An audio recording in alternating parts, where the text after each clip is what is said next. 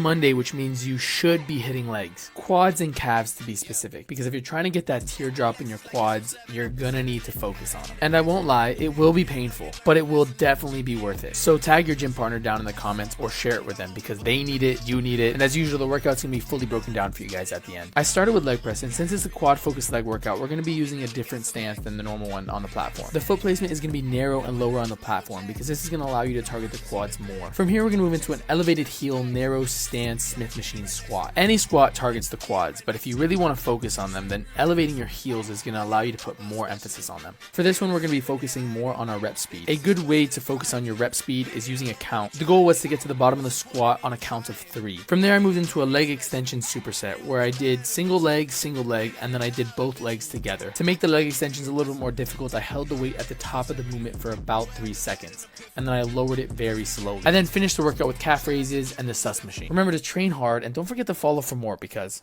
this is what 15% body fat actually looks like. Most people underestimate the amount of fat they have to lose. The average person needs to lose over 20 pounds to get in shape, and would probably need to diet for up to 6 months to see their abs. If it was quick and easy, everyone would be shredded.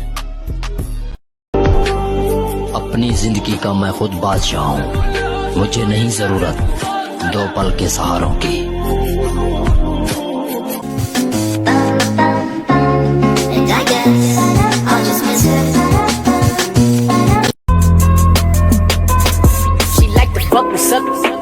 Suck me, fuck me, I'm the ice cream man. Eat your chunky monkey. She like to fuck me, suck me, fuck me, I'm the ice cream man. Your chest won't grow unless your back does. The back muscles support and stabilize push movements, works in synergy with your chest and shoulder muscles to increase force generation, and counters muscle imbalances. Strengthening your back is a prerequisite to building an impressive chest.